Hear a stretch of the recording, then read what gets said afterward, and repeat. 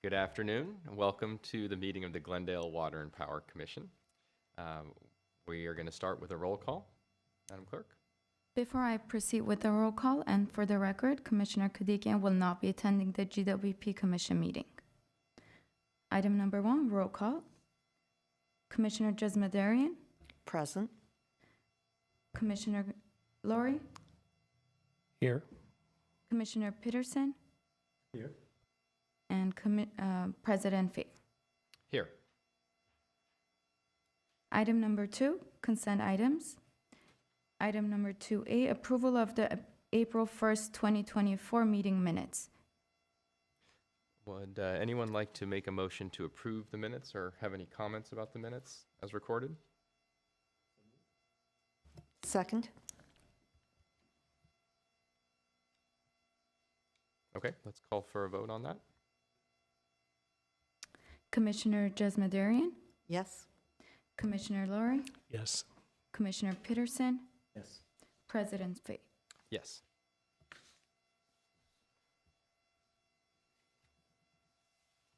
Item 3, GWP Commission staff and comments.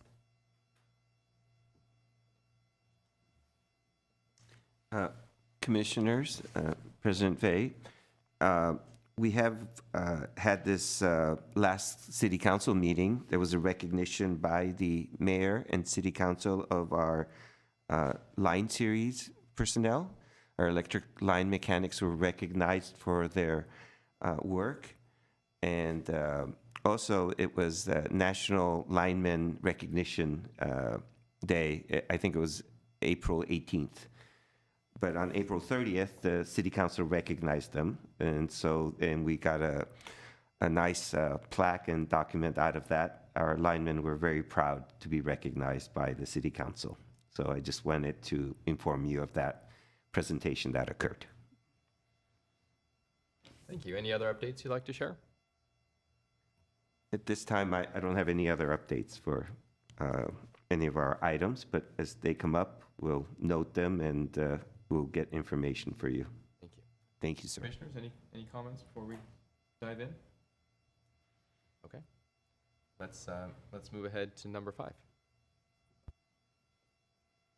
Item number 4, oral communication, 5 minutes. This discussion is limited to items not part of this agenda. Each speaker is allowed 5 minutes. Commissioners may question or respond to speakers, but there will be no debate or decision. The general manager may refer to matter to appropriate staff for investigation and report.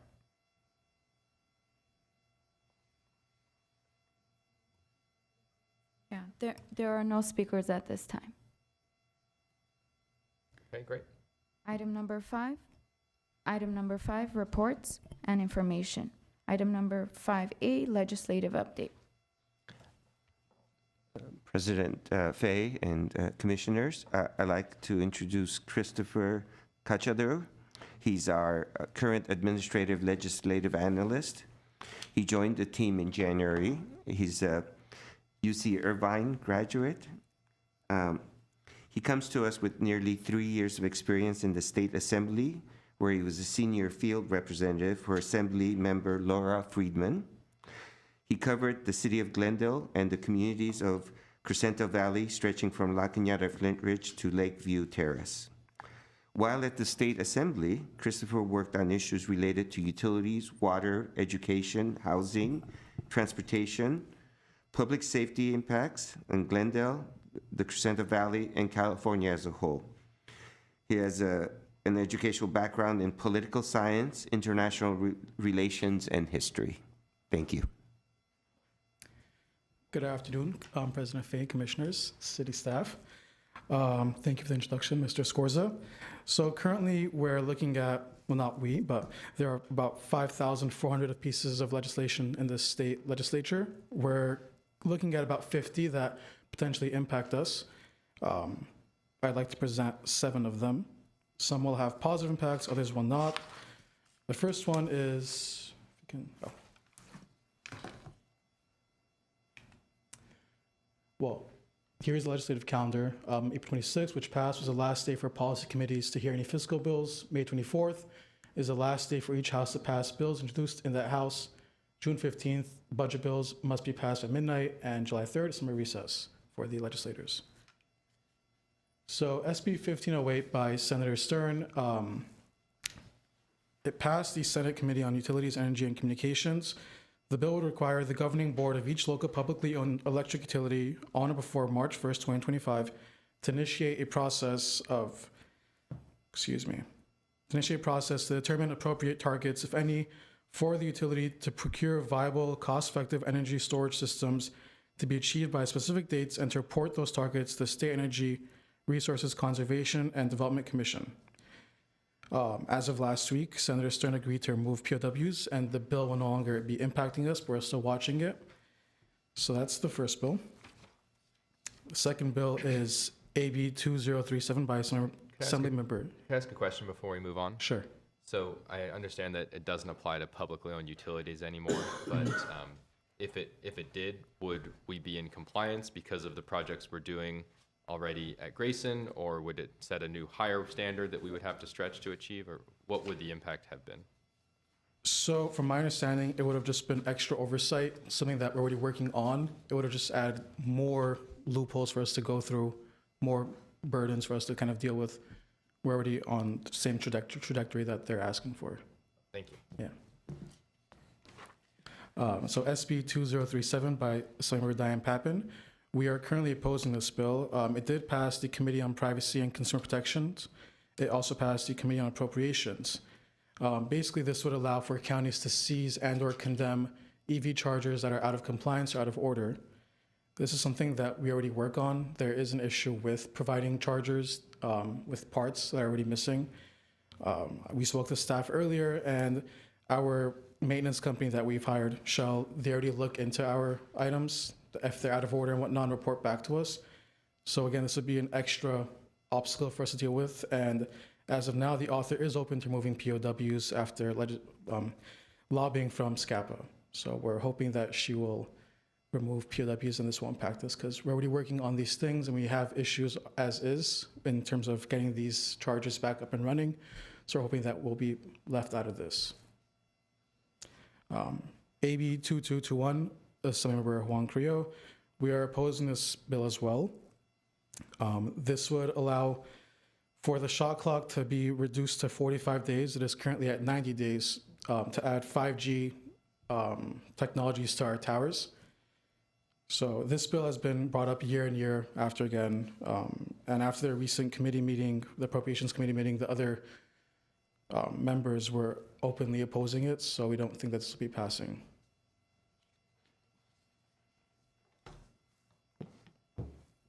AB 2329, Assemblymember Al Muratsuchi.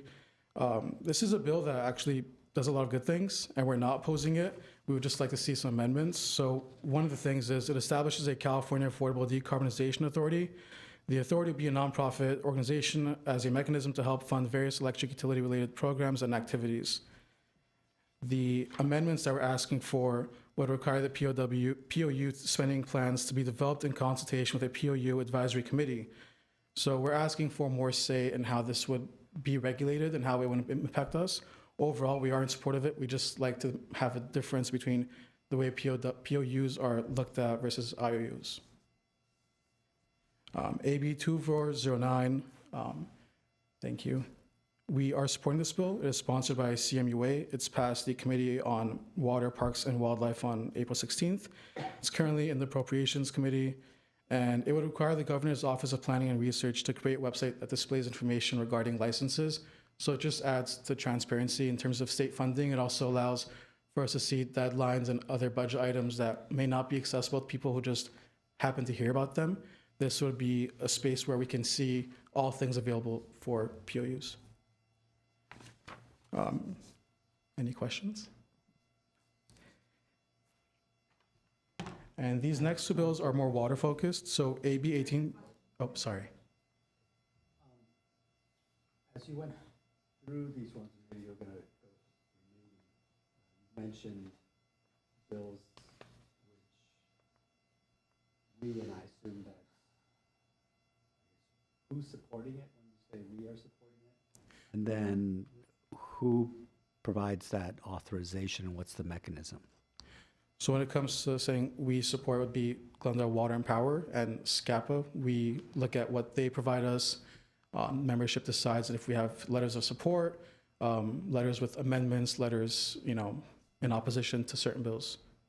So this is a management decision on support or non-support of legislation. Is there a formal mechanism to bring because other places that I've been, typically management makes a recommendation within their area of purview, and then usually it's the authoritative body, such as the city council, that would then take the position to say we will support it or oppose it officially, and then maybe give guidance on how the city would then vote on a regional authority that we are represented upon, such as our Southern California one, because we're not always in agreement with our neighbors that may be in the consortium. So just wondering how that process is and if there's a requirement, so. Well, to be clear, it's usually bills that I would run past my superiors, and I would have monthly meetings with them or biweekly meetings with them and discuss these bills and let them know what's going on. And if there is any opposition or concern, I would hear it at that point. If there's bills here or any other things that were to go higher up, I'd be sure to pass those along so they can be voted on by council. And President Fay, commission members, if I could add to that, it really, Commissioner Peterson, depends on the bill.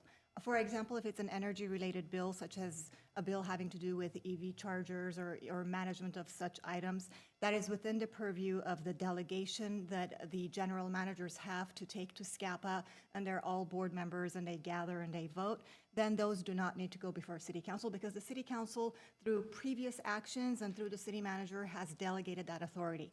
There are, however, on occasion, certain bills.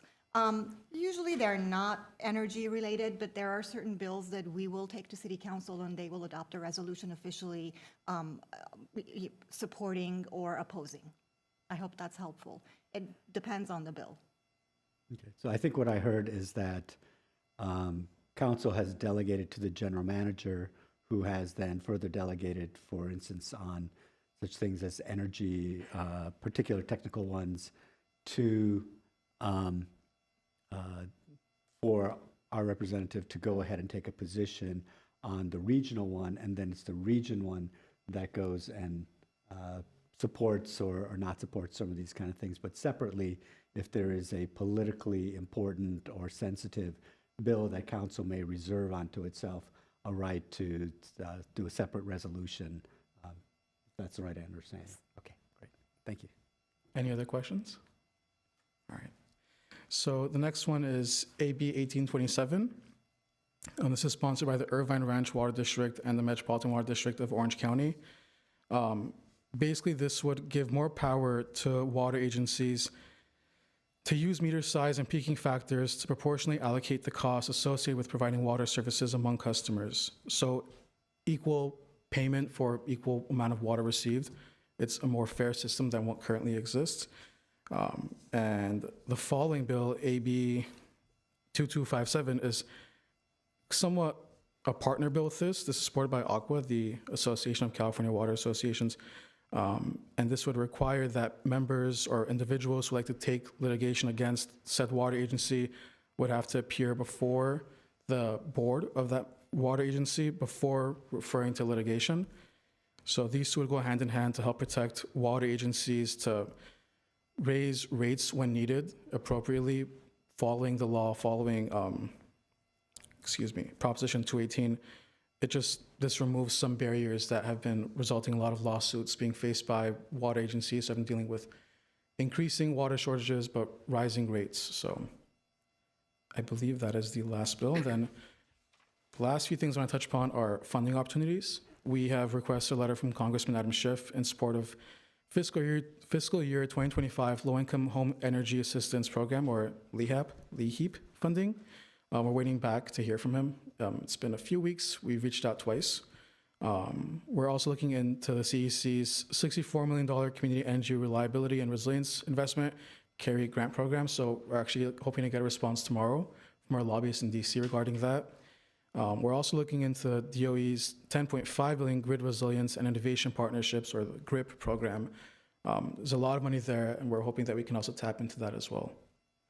And as well as the IRA, so the Inflation Reduction Act tax credits, we're seeing with SCAPA and other membership, other groups nearby like Pasadena and Burbank, what projects we can potentially put to that. So I believe that's it for me, if there's any questions. Yeah, on AB 1827, about water fees and higher consumptive parcels. So if I understood this right, if this passes, it would give organizations like ours the authority to charge a higher rate per gallon for properties that use more water overall, kind of a graduated increasing rate based on usage. Is that right? Yes. And right now we don't have that authority, No.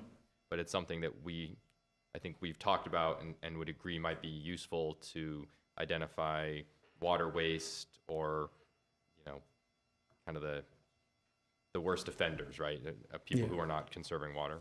It would kind of give us a way to set and get a gauge of accountability of members of our, citizenship. So I think it's a pretty decent bill. And what's the outlook on that one passing? It's been stuck in the Committee on Local Government since April 22nd. So it hasn't moved in the past 2 weeks. Okay. On the funding opportunities, I'm glad you mentioned that. I think that's a really important thing for us to be focused on right now, especially with so much federal funding for electric-related projects. So I don't think that's something we talked about much before, so I'm glad you brought it in. What do you think are our chances or best ways to pursue that? Do we do those individually as one city? Do we team up with regional cooperatives? Do we hire consultants to help write really compelling proposals? Like, how do we go about doing that? So right now we're working with our consultant in DC to see if we can get some funding for our battery program at Grayson. So tomorrow is hopefully the day we'll hear back from him and see what he thinks. And as you know, Glendale and Burbank and Pasadena got some funding from a grant that was about 2 years ago prior to my time. So one of them is for the Magnolia plant, which is co-owned by us, so it benefits us. So I think having larger projects, more regional projects are beneficial, but if it's something that's on a smaller scale that is Glendale-based, I think we have a good chance of getting it as well. Would you be able to include those funding opportunities in the printed materials that you prepare for future legislative updates? Sure. And maybe we can even retitle it as, legislative and funding opportunities, just to make sure that we give it the priority it needs. Because Of course. I think on a lot of the legislative things, they're important, but we're a very small part of the state of California, and we're probably not going to move the needle one way or the other. But on some of the funding things, if we can get an extra $10 million from Washington, that has a really big impact here in Glendale. Yeah, I'll definitely be sure to include a slide on funding next time. Great, yeah, and it can even be like a forecast of, we know these programs have been authorized by Congress, we expect them to be, have opportunities announced, 6 months from now or 4 months from now, because we may want to start brainstorming projects that would be a good fit, or position ourselves to be a really good candidate to go after some of those things. And sometimes you have to do that before the funding announcement comes out, because there's not much time to get the submission prepared. Yeah, some of them have like 4 or 5 deadlines, different goals you have to reach in order to get the full amount. So we're definitely keeping a close eye on them. Excellent, thank you. Thank you. Any other questions? All right, well, thank you.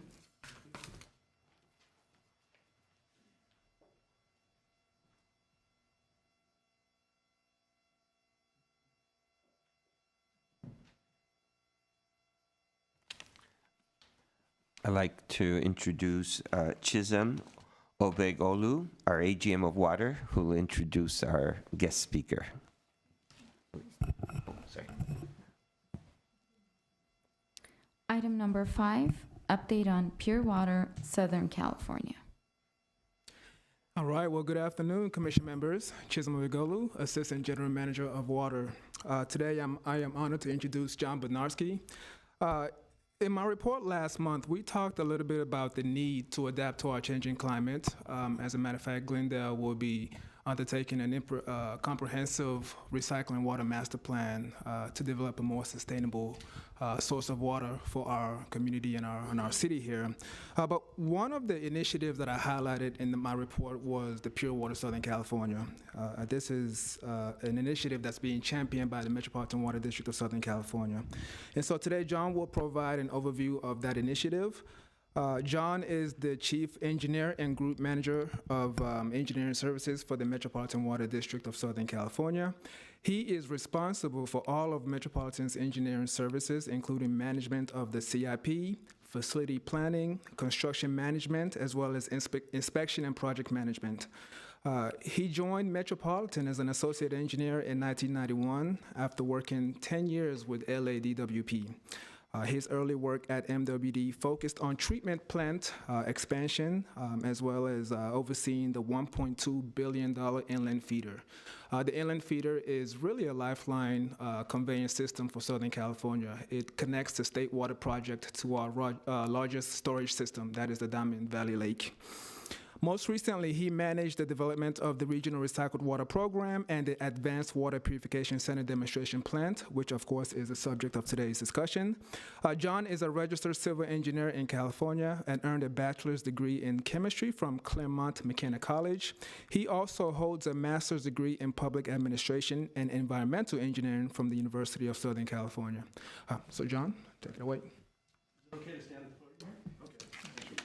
Thanks. Well, good afternoon, President Fay and members of the commission. It's really an honor to be here today, and on behalf of Metropolitan, just wanted to thank you for giving us this opportunity to talk about this important project that we're really excited about. Go ahead and let's go to the next slide. So you're probably all very familiar with Metropolitan. I won't spend a great deal of time on that, but we provide wholesale water supplies for 19 million people in 5 counties, stretching over 5,000 square miles from Ventura down to San Diego, and from the Pacific Ocean out to Riverside in the San Bernardino area. We're supporting a $1 trillion economy. One of the largest economies in the world is right here in Southern California. So we're proud and feel honored to be able to support that development as we go forward. Next slide. For the last couple decades, we've been really on incorporating a vision to decrease our reliance on imported water supplies. And the purpose of these pie charts here was really to show you where we were in 1990 with 41% dependence on imported supplies, and really trying to move the needle by 2035 to get us to more than 60% reliance on more local supplies. We feel we're well on the way by encouraging local projects in Southern California, but we realize now maybe the time has come for Metropolitan itself and some of its strategic partners to really tackle some of those larger recycling projects that have not been able to be implemented by smaller agencies in Southern California. There's been a lot of work done with water reuse over the last 30 years in Southern California, but there are some significant projects, mainly ours and the ones with the city of Los Angeles, to really turn both the Hyperion plant and the A.K. Warren facility in Carson into water recycling centers for the Los Angeles region. Next slide. Could I just, before Yes, you go go back, right ahead. So today, what would the pie chart look like? Let's Because we see go where it back was one. in 1990, and we see where you want it to be in 2023. Where are we today? We're probably around 50% local supplies. So we're well on our way. A lot of that has been done, like I said, with the assistance of some of the smaller agencies in Southern California, and also Metropolitan encouraging the development of those resources through our local resources project. So in 34 years, we've improved 9%, and we have 15% more to go in the next 10 years. So we're encouraging the development of our own program, which is about 150 million gallons per day, 168,000 acre feet per year of water produced, and also the City of Los Angeles' program that is going to be providing a like amount. So you can see that the increments up through from 1990 to now have been relatively small, but now we're looking at really taking those next quantum leaps as we tackle these 2 large wastewater streams. And you feel that that's a reasonable expectation? Just looking at the trajectory, I would say that we are far behind. I guess that would be one observation. Again, we've really been encouraging local development, but now we recognize that the time is for large agencies like ourselves and the City of Los Angeles and the Bureau of Sanitation in LA to take on these projects themselves to give them the final push. I mean, so we have 10 years left. A typical public project is going to take a year to just go out to public bid and get awarded, another year or two for design kind of thing, and then to actually start construction, to really think that we're going to get all these projects done in the next 10 years and online seems optimistic. That's right. So while we can only control our own destiny at Metropolitan, and I can't speak for the scheduling of the City of Los Angeles, and you'll see in the latter part of my presentation that our current target now is to bring pure water online between 2032 and 2034. So we're well underway now with the environmental planning and the conceptual engineering, and I'll talk a little bit more about that in our presentation. So we're not starting from ground zero with this program. We've already been underway for several years utilizing state grants that we've received and other work. So Okay. Well, thank you. we're not quite at the starting line. We've moved out 10 or 20 yards. Okay, great. Hail Mary. But the heavy lifting is still to come. Okay, so next slide. Again, you're probably familiar with our main sources of imported supplies, so I won't belabor the point there, but probably in the lower left, they're looking at what we consider our local supplies, of which that includes the City of Los Angeles' aqueduct. We also feel that conservation and water efficiency is super important to driving down the needs for imported water supplies. Groundwater basins, I'll talk a little bit about that in my presentation here today, but also the City of Los Angeles is heavily focusing on the San Fernando Valley of building groundwater treatment facilities out there so that they can more fully utilize that important resource for the city. And then finally, water recycling that is the subject of this discussion today. Next slide. So why are we doing this? You're all familiar with your knowledge on the Water and Power Commission with just the variability of water supply, imported water supplies in particular. With climate change, we're seeing a great deal of variability in the Northern California Sierras that has traditionally provided the bulk of the water. Very predictable hydrology over the past decade since I've been in the water industry, but now that's changing and we're not able to rely on that supply year in and year out. There's also difficulties with the Colorado River Aqueduct. You're probably aware that the compact between the 7 basin states is currently in negotiation. That the current agreement expires in 2026. The 7 states are working to see if we can establish a new agreement on how to use a lesser and diminishing resource on the Colorado River. So there's a lot of questions there as to how that supply is going to continue to hold up. And as you know, Metropolitan developed the original Colorado River Aqueduct, put that online in 1940, 250-mile long aqueduct. And so we've relied heavily on that to provide our base load of imported water supplies to the region. Next slide. And I really like this slide because it really can dramatically show how quickly water supply conditions can change, especially in Northern California. In 2020, 21, and into 22, we went through a drought condition on the state water project. Our allocation from the state of California was reduced to 5%. We went on health and safety supplies to 6 of our state water dependent agencies, which caused a lot of disruption to their local economies and just to the local populace. They were restricted to 1 day a week watering. But that quickly changed in early 2023 with a historic snowpack that filled up all the reservoirs, if you can see. But what we're trying to do is now establish a water system that is more dependable and more reliable, and we feel with the development of this large program, 24/7, day in and day out, we're going to be able to produce 168,000 acre-feet per year to provide a baseline water supply, especially to replenish groundwater basins. But now, as you better understand direct potable reuse regulations, to be able to productively turn that water directly into reuse by the public, either through mixing at our water treatment plants and retreating, or hopefully in the future being able to have what we call flange-to-flange connections from our purified water directly into some of our large feeders that cross the backbone pipeline, and I'll talk about that in a few minutes. So next slide. So in order to pull off a large program like this, you need a large, sophisticated partner, and we believe that we found one with the Los Angeles County Sanitation Districts. They are a leader in both water and wastewater reuse and materials reprocessing, and also in green energy development. They have a number of wastewater treatment plants in Los Angeles, California, and if we go to the Next slide, within Los Angeles County, I should say. And you can see their service area here shown in green. They have Palmdale and Lancaster area, the Santa Clarita and Valencia area. But the area that we're most particularly interested in for this project is what we call the joint outfall system that is located south of the San Gabriel Mountains. And in that area, they already have 7 water reclamation plants that are actually capturing wastewater from the local communities, treating and recycling that water primarily for irrigation purposes, purple pipe as you might call it, and also for groundwater replenishment. But there is a portion of that water that is not captured at these plants and instead flows down to what they call, what's shown here as the JWPCP has been recently renamed the A.K. Warren Resource Facility. And that plant currently treats water to secondary discharge requirements, discharges all of that water out to the Pacific Ocean.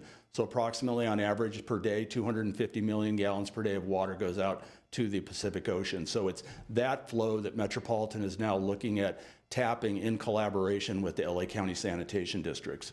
Next slide. As I mentioned, LACSD has a long legacy of water reuse.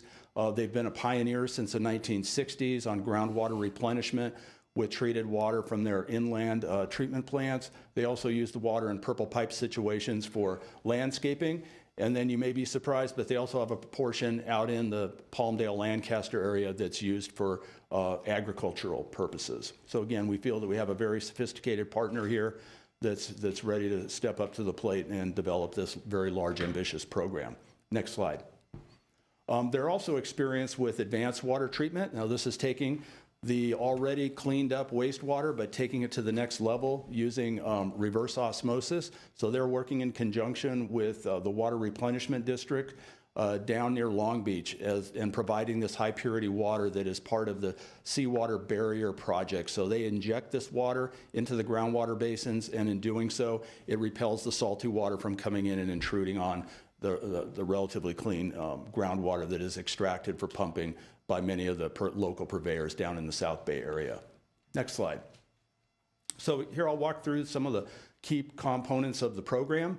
First is obviously we're collecting the wastewater. That's going to be the responsibility of the sanitation district. It's going to be cleaned to what we call tertiary levels at the Warren Water Purification Facility.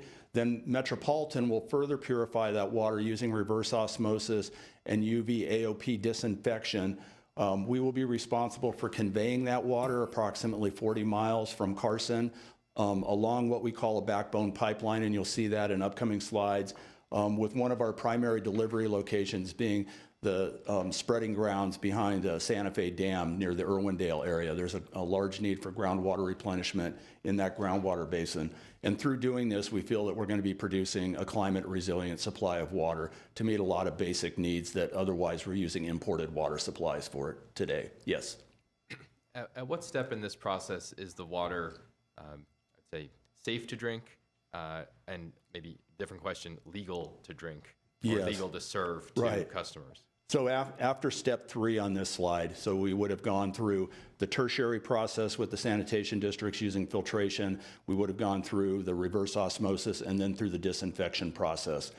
And so at that point, you know, taking into account all the different disinfection requirements and pathogen removal requirements, if we've met all those, then that water would be suitable either for direct injection into the groundwater basin or potentially introducing it to our water treatment plants, or maybe even our finished water pipelines for direct consumption by the public. That would be the flange to flange? That's correct. That's correct. We're not recommending that as our first step. We want to see how the regulations evolve, and we can talk about that as we get through the presentation, but it will give you what we feel is our first prudent step as to how to move forward with direct potable reuse. All right? Next slide. So program benefits provides a sustainable source of water, 168,000 acre feet per year, replenishing the groundwater basins and creating a new local supply that's not dependent on what's going on up in the Sierra Nevada or out in the Colorado River watershed. It's going to enhance water quality because we're going to produce this super pure water that's going to be injected into the groundwater basins, and in some cases will dilute the salinity of the existing groundwater basins. This project, along with the one by the City of Los Angeles, these are the two of the largest untapped sources of water right now in California that are currently going out to the ocean. It's going to fuel economic growth. We're expecting that This program, which I'll talk about the cost estimate in a few minutes, it's estimated about $6.3 billion for the first phase, will create over 40,000 jobs, both direct jobs through construction and design engineering, but also those indirect jobs that are kind of the secondary investments in people's salary then as they go out and purchase things or purchase food or whatever through the earnings that they make on the project. So huge economic boost to the Southern California region, we feel. Next slide. So here's an aerial shot of the A.K. Warren facility down in Carson. That's the 110 freeway on the left, and you can see next to the freeway is their primary treatment, and then as we move across to the right, you can see their large secondary treatment basins. So they comply with all of their discharge requirements with the water coming out of their secondary treatment, and that goes directly out to the ocean through an 11-mile pipeline to an outfall structure down near San Pedro. There's also, they have about 35 acres of unused site right now. This used to be an oil refinery until the 1970s, early 1980s. That facility was decommissioned, and the sanitation districts purchased that property expecting that it would be a good use for a buffer land to buffer them from the local communities. But now it's an ideal location for these advanced treatment facilities. We did a really comprehensive search around that area to try and find similar sized parcels of property, and it's virtually impossible now with all of the development down in that South Bay to find 35 acres that's in relatively clean condition, that is not like a total brownfield site that we'd have to remediate. But our partner here has access to that, and so our plan is to share that site as we build these advanced treatment facilities. Next slide. So the advanced treatment process, I've already mentioned this. We're in discussions now with the sanitation districts about having them operate the membrane bioreactor process. So they'll send their secondary treated water as it currently goes to the ocean. That'll be diverted and go through the membrane bioreactors. That's kind of like a additional biological process and a filter. You can see the filters here. It'll take out a lot of a larger material from the water that's left. Then that will go on to Metropolitan's portion of the facilities, which is the reverse osmosis and the ultraviolet light advanced oxidation process. And that last step is the disinfection process that we talked about later. And then we stabilize the water as we put it into our pipelines, because this water is ultra pure. It's almost like distilled water quality. And if it's not stabilized, it can be really aggressive on the coatings of our pipelines. So we have to stabilize that. We actually put minerals back into the water, and then we send it on its way up along what we call our backbone pipeline. Next slide. So here's what the program looks like. Starting down in the bottom left, you can see the Carson treatment plant. And then from there, we start with about 40 miles of pipe going east and north. This is a 7-foot diameter pipeline that we're envisioning, and we're going to have multiple pump stations along the way as we lift the water from about 25 feet above sea level up to about 500 feet above sea level when we get to the Santa Fe Dam. And then to push the water over to our Weymouth plant for direct potable reuse, we'll have to lift that water another 500 feet. So a lot of energy involved in just producing the water, a lot of energy involved in moving along it along its way. But you can see we've got those dashed circles. Those are the locations where we expect to sell this water to our member agencies, and Metropolitan can only sell water to its member agencies. So City of Glendale, if you were along this backbone pipeline, unfortunately you're not, but we would be able to sell you this water. But for the cities of like Long Beach, Torrance, we've got the upper San Gabriel, MWD, we have Central Basin, West Coast Basin. Those are the agencies relatively along the backbone pipeline that we'll be selling this water for. And they'll be using it again for groundwater replenishment primarily. So along this blue line where it says 90 million gallons per day for IPR, that's indirect potable reuse. So that water is primarily going to go into the ground for groundwater replenishment. Some of it will be used as industrial feed water. So closer down around the plant, there are a number of large refineries that currently use either imported water or they use existing groundwater supplies. The goal is to get them off of those supplies and instead have them use this water. It's not till we get up to the northern portions of the backbone pipeline that we'll have another series of pump stations that will move a portion of the water, or initially 25 million gallons per day, over to our Weymouth treatment plant. And from there, that water will be mixed with both the state water supplies and the Colorado River water supplies, blended at that point, and then retreated at the Weymouth plant. And then from there, it goes out into our finished water distribution system. And so that's how we're recommending that we start the use of direct potable reuse. So it's not a flange-to-flange connection. It's more of a blending with existing imported supplies, retreatment through the entire Weymouth treatment process, and then going out. So we're working to make sure that we understand the new regulations that came out from the state of California last year, and they're very comprehensive in how they allow you to sort of blend this new supply with imported supplies, how much additional treatment and disinfection you need, how much, additional work you need to do before that water's ready to go.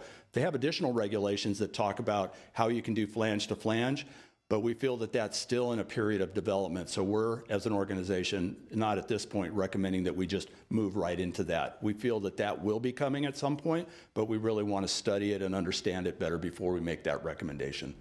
So let's go to the next slide and we'll just talk about, ask a question sorry. on that? Yeah. So I think that's an interesting point. So there is a way to do flange to flange now. There is. But maybe it's a little overly conservative. Exactly. Because there's an ick factor. Exactly. So we just throw more regulations at it. That's right. But maybe over time, we all get more comfortable with the idea, and we could do a flange to flange connection without as much overhead and expense and regulatory requirement. That's right. Yeah, President Fay, we feel that there's a lot more public educational effort that needs to be done. Plus, there also needs to be a lot more development of instrumentation and process control equipment and just a better understanding of how this is all going to come together before we're able to do the flange-to-flange connections.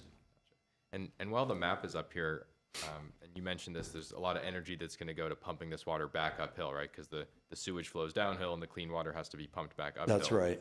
I'm wondering if you could maybe talk about the trade-off between the efficiency of scale of doing a very large centralized plant like the one you're describing here, and then having to distribute the product from that plant versus maybe something that Glendale might consider as having our own local kind of distributed plant and keeping recycled water within our own network, or other cities. Maybe there's 20 smaller plants around the county in the future. Right.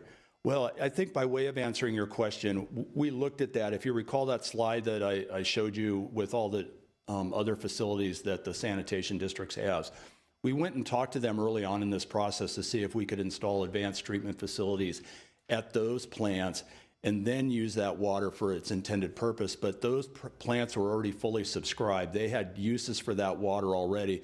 There was no additional water. So we defaulted down to the one source, in Carson that did have water available. I guess my thought, and I'm just speaking personally, I would encourage you to look at the development of your own local resource here and being able to distribute it where you need it, because you don't want to be in a situation like we are now where we have to build a large pipeline, lift the water, 500 to 1,000 feet to get it to its intended usage location. Thank you. Yes. So if we go on to the next slide, on phase 2, it's simply an expansion of the phase 1 from 115 million gallons per day to 150 million gallons per day. The expectation is that by the time we implement this, we'll be expanding the use of DPR at either the Weymouth plant, or you can see there's a connecting pipeline between Weymouth and Deemer for DPR up to 60 million gallons per day. Next slide. So I've got a couple slides here on what's going on with some of the groundwater basins that we've been talking with. We're seeing, and this is really driven by just climate change and hydrology changes in Southern California and in the Los Angeles basin region, just seeing declining production from those basins. The groundwater levels are declining. They're on a trend downwards, and the storage levels are also dropping. So we feel that there's a strong reason to develop this program just to reinforce the groundwater basins that are so important to us here in Southern California. So if we go to the next slide, I believe this shows kind of the downward trend of the main San Gabriel Basin over the last several decades, and the prediction of what would happen to that basin were it not for this program coming into fruition. You'd see just kind of the continual decline with some upticks when we did have a wet winter like we had last year or the year before that. But generally the trend would be downwards. And so we feel that we can really stabilize this groundwater basin, which is really important to about 1 million people that live up in that area, along with some of the other groundwater basins that our backbone pipeline passes by. mainly the Central Basin and the West Coast Basin. Next slide. So some of the unique aspects of the program, we have a large project labor agreement that we entered into about a year and a half ago with the building trades of the 5 counties that Metropolitan serves. That project labor agreement will cover the entirety of the Pure Water program, so all the work that we do under that program will be covered by a project labor agreement. We were also successful 2 years ago going up to the state of California and getting some enabling legislation for how we develop our projects. Historically, Metropolitan's only been able to use design, bid, build to put their projects together, so it's a very linear process. It can be at times very time consuming, so we advocated that we needed more aggressive alternative delivery methods like design build, like construction manager, general contractor, to speed up the development of not only this program, but also some of the drought projects that we're working on. We were fortunate to get that legislation in place, and so now we're planning to use it on the Pure Water program. And then finally, we're pursuing grants and other partnerships. So I mentioned the LA County Sanitation District participation. They're going to be actual stakeholders in this program. They'll be cash contributors to this program. We're pursuing other arrangements with some of the program partners, and I'll talk about those in a minute, but we're also pursuing state and federal funding. We've already received $80 million from the state of California last year, and so that has served as seed money for the program. We've already gotten activities underway with that $80 million.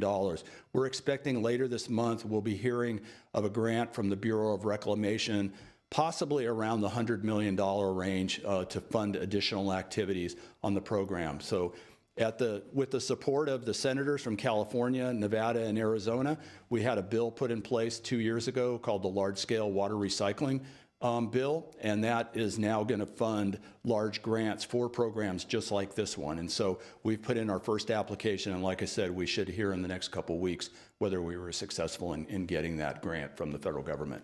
Next slide. Could So I here- ask you a yeah, quick go question ahead. about, so what are some of the terms on has the PLA been entered into, or is that something that you are contemplating? No, it's been actually entered into, and we have 10 or 11 construction contracts that are currently underway with the project labor agreement.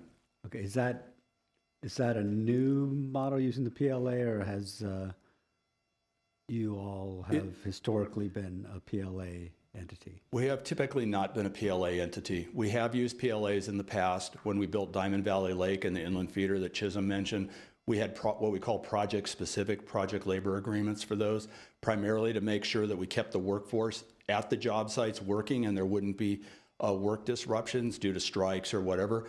But now our board of directors asked us to look at a more holistic project labor agreement. And so, like I said, about a year and a half ago, they approved one that covers much of our capital investment plan now, including this proposed program. And who's the counterparty? The counterparty is the building trades of the 5 counties. So we had the counties of San Diego, Orange County, Los Angeles, Riverside, and Ventura. They all signed off on this project labor agreement. So each one is a signatory, and each one is then That's like right. a council that represents most of the trades, but maybe not. Do you have some independent ones like the carpenters or something? No, that the you have to- carpenters are all covered under that, laborers, pipe fitters, everybody is. I'm not aware of any exceptions if that's what you're asking. Okay. Is there a lower limit?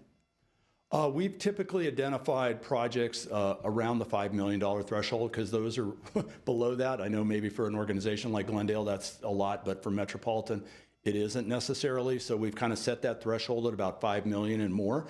But it's more driven by kind of the aspects of the project, the complexity of the project that drives whether we put it in the PLA. But in part of the negotiations, we offered to the labor unions to get their support. We'll just put the entire Pure Water program into the project labor agreement rather than negotiating contract by contract with them. We just put everything in one fell swoop. So was your board aware or made aware of the cost premium associated with the PLA? We had anecdotal evidence of that at the time. Now we actually have real numbers, and it's about 1% of a contract cost would go to supporting the project labor agreement.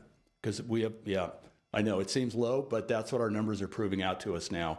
We brought in what we call a project labor agreement administrator consulting firm, and they help with all the day-to-day relationships with the unions and everything. And the costs, frankly, we haven't seen an escalation in the construction bids, because that was the other thing that people were claiming, that your bids are going to be higher now. Well, we've gone back and we do after-action debriefings with the people that bid, and we ask them how they bid and did the PLA affect them, and the responses we're getting is relatively benign. So for us, so far, so good. It's a good news story, but we still have 4 years left to go on it. In my world, it's about a 24% premium. Yeah, we're just not seeing that. Okay. Okay, next slide. So program partners, we have a lot of them. The two key partners up at the top, the sanitation districts and Metropolitan. Then we drop down to the next level. These are the folks that are going to be purchasing the water from us. These are the member agencies that I talked about earlier on in the presentation. And then we move down to the tier below that, which are, if we're going to be putting this water in the ground, we need the water masters and the groundwater basin managers to be on board with what we're doing. So the two key ones are Water Replenishment District and the main San Gabriel Water Master, working closely with them. And then you might be interested in Colorado River Partners. What's behind that? Why would folks on the Colorado River, namely Nevada and Arizona, be interested in this project? Well, they would like to become equity partners in this program, invest in the program, so that we in turn will potentially leave water on the Colorado River for them, perhaps somewhere between 10 and 20,000 acre feet per year. If they fully subscribe to our program, could be left behind and not pumped into the Los Angeles region. We would leave it behind for them, and they would have, as you can see, bought into the program.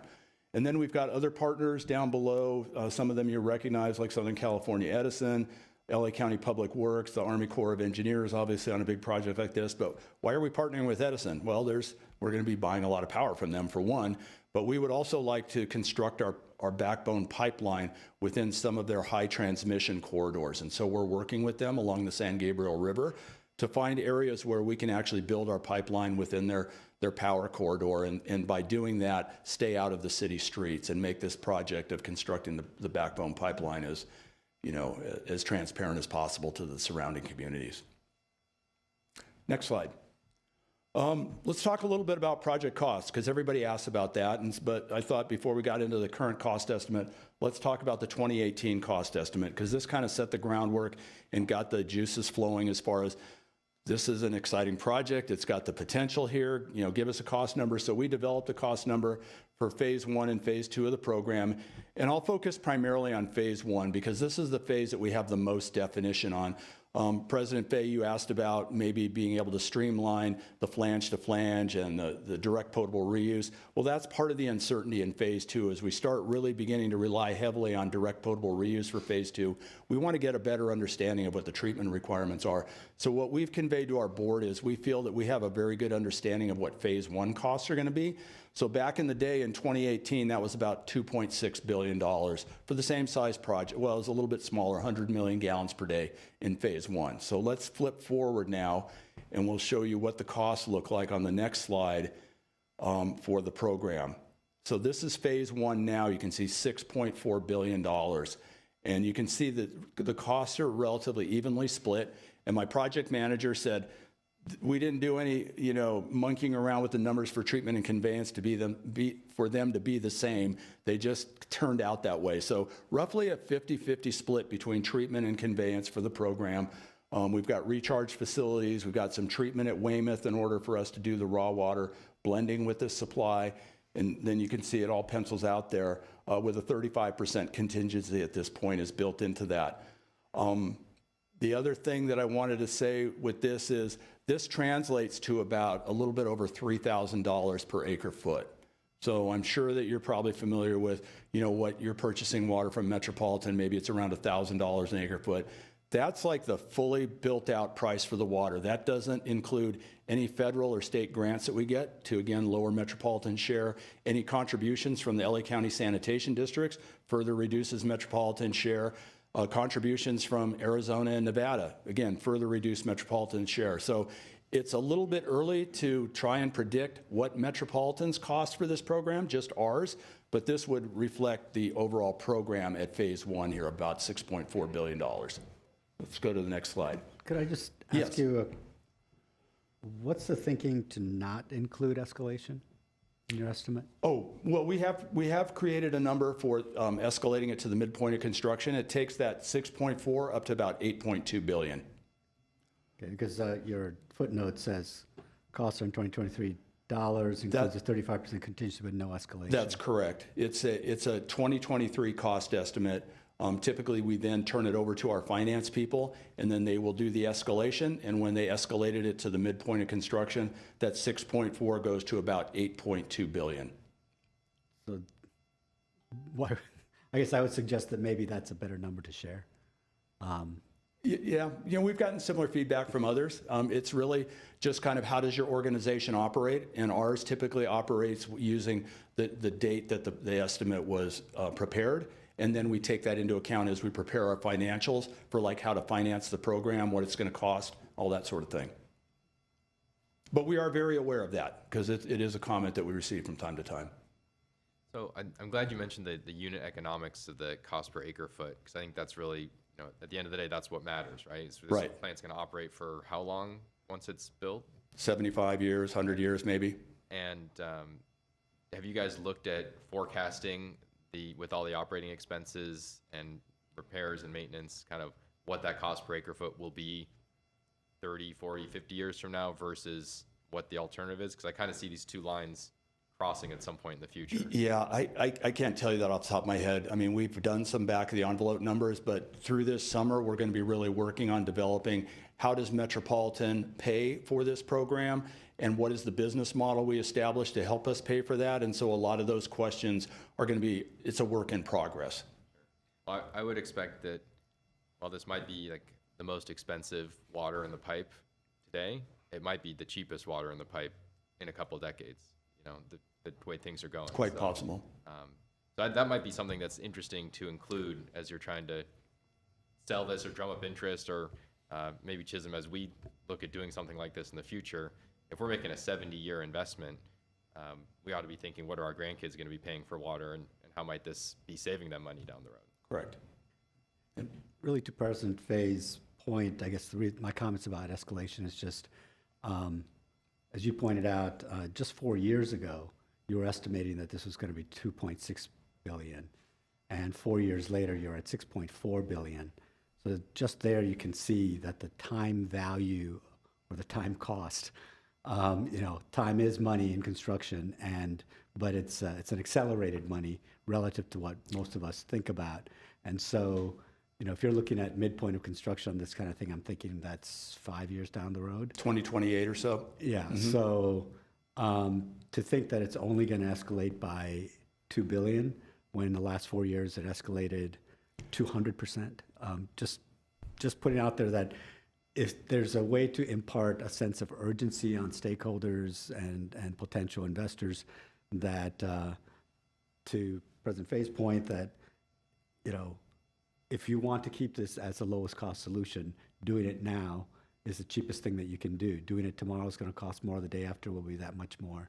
So that's why I thought the escalation part would be a way to start sharing some of that sense of urgency. Yeah, thank you for that comment. And if we can go to the next slide, I'll kind of drill down into some of the detail that caused these cost numbers to go where they were. So, we have been going through a period of, I guess in my career, sort of unprecedented inflation, especially in the construction industry. As we came out of COVID with supply chain issues and all kinds of things, costs were escalating quickly. And you can see here for phase one at 2.6 billion, and we took that same amount, it gets escalated up to almost $4 billion. That's escalation alone takes it from 2.6 to 4 billion. But also there's a key component called scope refinement. This is the additional engineering development that has taken place over the last 5 years to better understand what are the actual facilities that are going to need to be constructed, and then adding those on to your basic package that was identified in 2018. So it's not really quite fair to say that it was 200% inflation in the last 4 to 5 years. That component was actually smaller, but there was a lot more scope that we've identified is needed now from the program than what we knew back in 2018. And then we have the component of DPR. In 2018, using direct potable reuse was kind of a dream, a vision. It wasn't really in place. Now we have actual regulations that we can use to develop a cost component for what we call DPR. And then finally, there's, we recognize we're going to have to purchase property acquisition. There's a community benefits program as we go through all of these cities and communities along the way. So we've added some funds to that. So you can see where it's built up then to about $6.4 billion. And then when you get out to add in phase 2, it can take it in again. This is in 2023 dollars, over $8 billion. So you can imagine when that is eventually planned to go, this program could be well over $10 billion. But again, some of that's speculative on my part. I'd like to just stick with the numbers that we understand, which is phase 1 and the escalation to the midpoint of construction of that being about $8.2 billion. Next slide. So here's where we are right now. We're in the environmental planning stage. We're doing a programmatic EIR for this program. We're actually in early preliminary design on some of the aspects of the project with that $80 million grant that we got from the state of California. We've started preliminary design on the first 14 miles of pipeline for basically from Carson to Bellflower, going through the cities of Long Beach and Carson. Those portions of the pipeline, again, 7-foot in diameter pipeline, so it's a big pipe. We have to find nice big streets that we can put this in, so when we do traffic detours and whatever, we can make that work. The expectation is that we will go to our board to certify the environmental document in the fall of 2025. And once that takes place, then we'll be able to move into construction activities. We're hopeful that our board will allow us to begin final design, a bit at risk because we don't have the CEQA documents done, but we think it's a good risk to take, so that then by 2025, we can start construction right after the environmental document is certified. And then that's gonna run out to about 2035. And then startup will be in the latter phases of construction. And we're hopeful to be producing water by 2032 or 2033. And I think that kind of wraps the presentation. Oh, I'll make a tour offer. If you haven't been out there already, we have a great demonstration facility down in Carson, recently renamed the Grace F. Napolitano Pure Water Southern California Demonstration Plant. You can set up tours by accessing our website. I'm sure that Chisholm could probably dig down and find that information, or I can send you a link. We love to tour people through there. We've had U.S. senators, we've had the governor of California out there, all kinds of electeds. It's a great place to show people what you're actually going to do. It's a 500,000 gallon per day treatment facility that mimics the full-scale process that we're planning to build here. So anyway, I think that does wrap my presentation. Anyway, thank you. I'm happy to answer your questions. Thank you for such a comprehensive presentation. Thanks for your great questions. It's really illuminating to have a glimpse at the future here, and you guys are building it. So kudos for all that work. All right. Any questions that you guys have at this time? Thank you very much for a great presentation. Very exciting stuff. Just a couple of quick questions. You mentioned 250 million gallons per day that are being discharged at this point. Right. And you're saying that this pipeline is about 90 million gallons, and that's going to be reintroduced to the water basins, correct? What about the other 160 million gallons? Good question. Good question. So we looked at this early on, and we felt that 150 million gallons per day out of 250 was a reasonable amount to base the program on. And how that was based was to produce 150, you need to really treat almost 200 million gallons per day, because there's waste streams that come out of the treatment process, like for the reverse osmosis process and other processes. So just the fact that you're treating, say, 200 million gallons per day, you don't get 200 million coming out of your reverse osmosis and into your system. So we took that into account. We also took into account that there has been declining flows into that treatment plant as people are becoming more efficient, water efficient fixtures, less outdoor landscaping, because believe it or not, some of that outdoor landscaping flows get into the sewer system. Their flows have been declining. So we didn't want to stretch for the max to start. We wanted to identify something that we were sure could be built and operated day in and day out for the foreseeable future. If it appears those flows are stabilizing like around 225 MGD, we've left room on the site that we can expand from phase 2 to a phase 3 and pick up that extra amount of water. Thank you. Yep. Truly a technical curiosity. So when you're talking about expanding, is that just upsizing pumps? So you've like put in enough of a pipe that can carry the throughput, and it's just a matter of upsizing the pump? That's correct. Okay. Yeah. The pipeline, we think can handle up to about 200 million gallons per day and stay within the right hydraulic velocities that we need. On the waste or byproducts that don't end up as treated water, is there an environmental impact of that, the way there is from like a desal plant where the brine can become problematic on the other end? Yes, but that's where our partner, the sanitation districts, really is working that problem and working that issue with the regulators and the NGOs that are overseeing this project. And their position is that with the dilution factor that they'll have going out into the ocean, that the contribution of our waste streams, if you want to call it that, are going to be diluted sufficiently that there won't be an impact. But, you know, yeah, that's the plan at this point.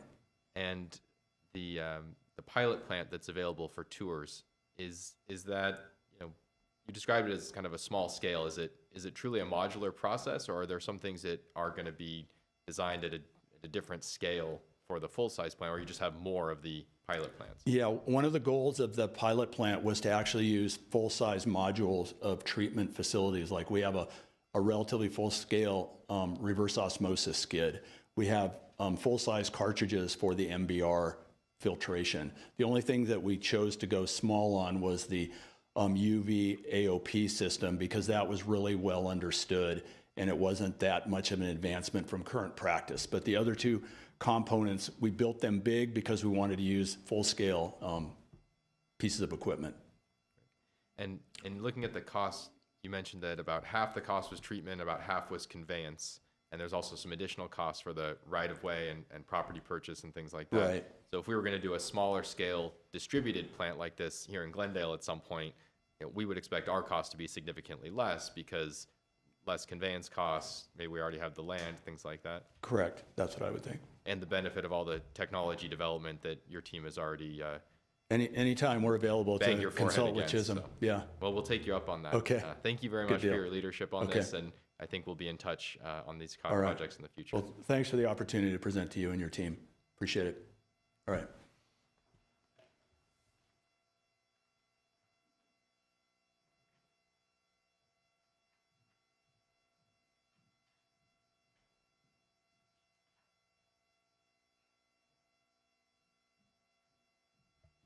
We have a public speaker card, Mr. Jack Walworth. Already? Yeah.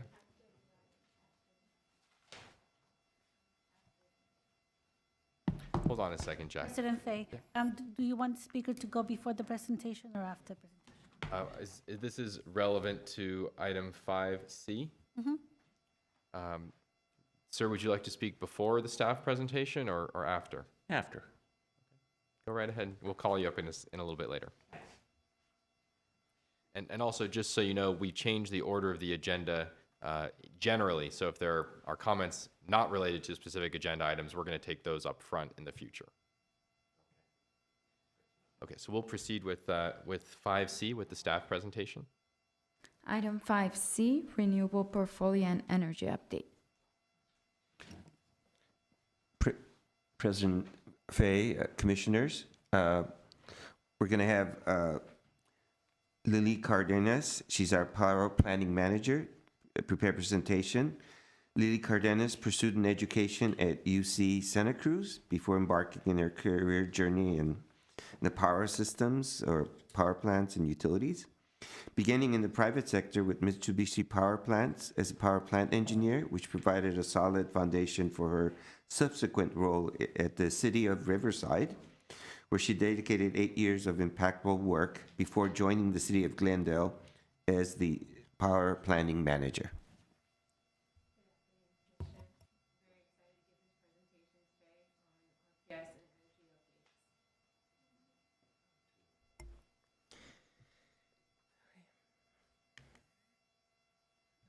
2023 was a year both of challenges and progress in our energy landscape.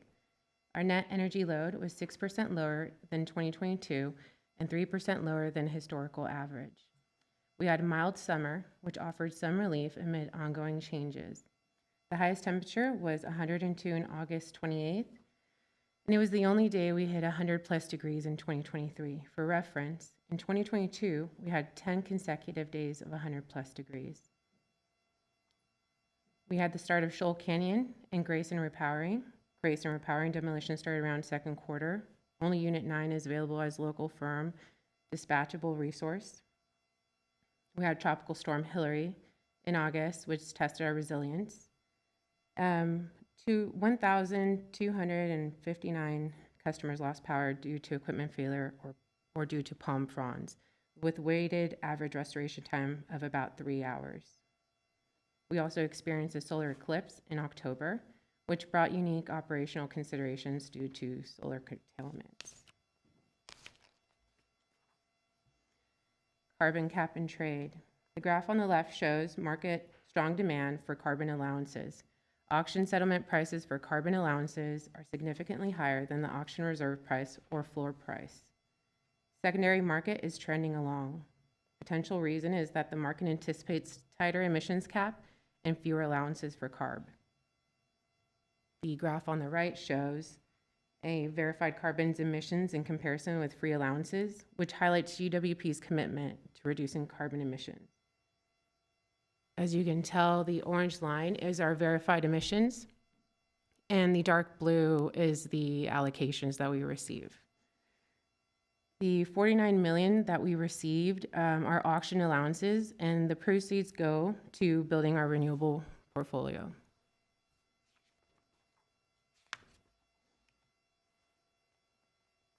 Under SB 100, POUs should meet the procurement targets by the end of each compliance period. In compliance period 3, which ended in 2020, we set a target and limitations had been met with anticipated excess. Procurement balance of $500K that can be used in future compliance years. Historic carryover received from the CEC for being an early adopter of the RPS program can also be used in future compliance years. GWP is still waiting for final verification report from the CEC. 2024 is the last year of the current compliance period with a procurement target of 44%. It has been a challenging period for RPS compliance, with COVID-impacted supply chain causing project delays. Very limited supply of energy sourced from renewable resources being sold in the market. REC prices in the market have also skyrocketed. This is our 2022 resource mix. We are anticipating the 2023 power resource disclosure will be available by October this year. Eligible renewable resources include solar, wind, hydro, and geothermal. Nuclear and large hydro are considered clean, but not eligible renewable resource. We're anticipating 2023 will have more renewable energy. So next, I'm going to be reviewing our power supply resources at about a 10,000-foot level. So we have our Hoover Dam power plant. Our contract extension will last till 2067. Our contracted capacity will be 33 megawatts.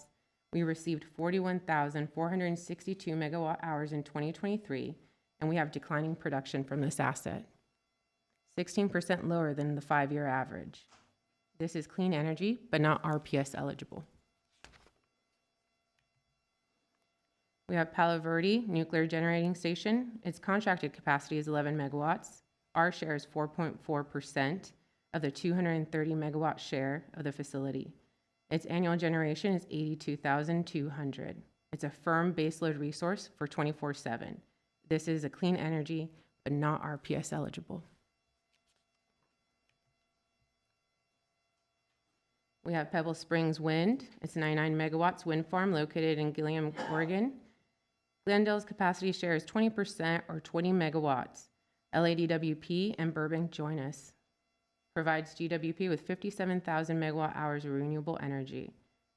And our contract with this expires in 2027. Participants are working on potential extensions.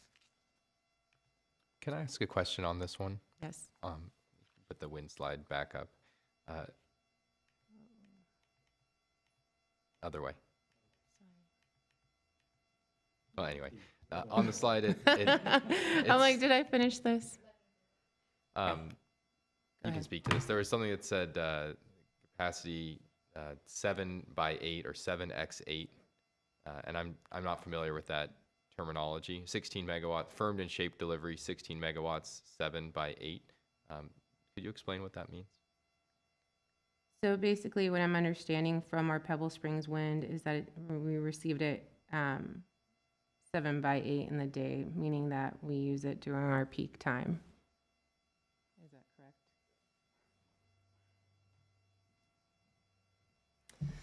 Good afternoon, President Fay, Commissioners. Scott Millen, AGM Power Management. For this particular contract is firmed and shaped, which means wind is a very variable resource. So we partner with a company, it's Avangrid, to collect that energy and then resupply it to us at a 7 by 8, which is during the peak of the day, 7 days a week, the middle of the day, 8 hours, so that we can actually make use of it. So we can count on that as if it was, base load during that time period. Essentially, yes, because otherwise we would never be able to make real good use of it, because it's going to, wind has a tendency to blow early in the morning and late in the evening, and then maybe not at those times also. So Sure. it does make things a little bit easier for us to firm and shape it. And there's some premium we pay for that, I'm sure, but Yes, okay, great, thank you. no problem.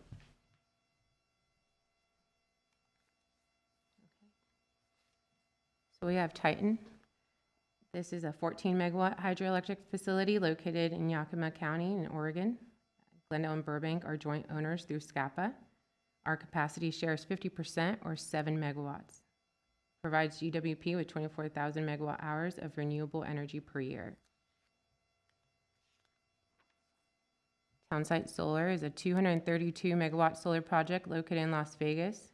We executed a 50 megawatt renewable project with Skylar with intent to deliver from Townsite. We have 25 years with this project through 2040. 292,000 megawatt hours per year, 55% of it's renewable, 20% is zero carbon. We're going to deliver during peak hours, which is 700 to 2200. It provides GWP with 160,600 megawatt hours of renewable energy and an additional 58,400 zero carbon energy per year. Whitegrass is a 4 megawatt binary cycle geothermal plant located near Yerington, Nevada. Glendale's capacity share is 100% or 3 megawatts. Our term ends in 2046. Our baseload energy is 24 by 7 and provides GWP with 18,446 megawatt hours of renewable energy per year. Star Peak Geothermal is 14 megawatt steam and binary geothermal plant located in Imlay, Nevada. Glendale's capacity share is 100% or 12 megawatts. This contract ends in 2046. Our base load energy is 24/7 with this facility. Provides GWP with 53,097 megawatt hours of renewable energy per year. I'd like to pinpoint that Whitegrass and Star Peak were underperforming plants, so we renegotiated those contracts.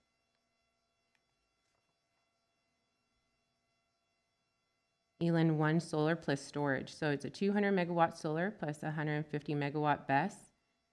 Glendale share is 12.5% or 25 megawatts. This is going to provide GWP with 100,000 megawatt hours of renewable energy per year. Its COD has been delayed, and it's due to a RAS issue.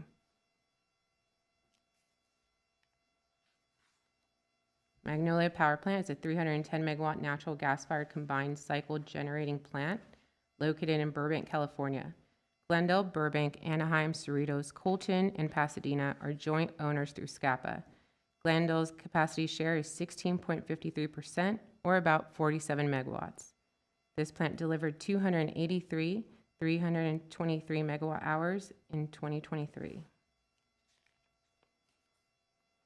IPP renewal. So this was the retirement of the existing 1,200 megawatt coal units near Delta, Utah. 840 megawatts new natural gas-fired units are on site. Southern Transmission system has been upgraded. This is a hydrogen facility. Its gas units are hydrogen enabled. Utilize 30% hydrogen at startup, 3-to-1 ratio. Its commercial operation date will be mid-2025, and Glendale's capacity share is 35 megawatts. Grayson Power Plant. It's decommissioning Grayson Units 1 through 8 to be replaced with 53 megawatt 3 Wartzilla Rice units. 75 megawatts 4-hour BESS. Grayson Unit 9 separation completed in June 2023.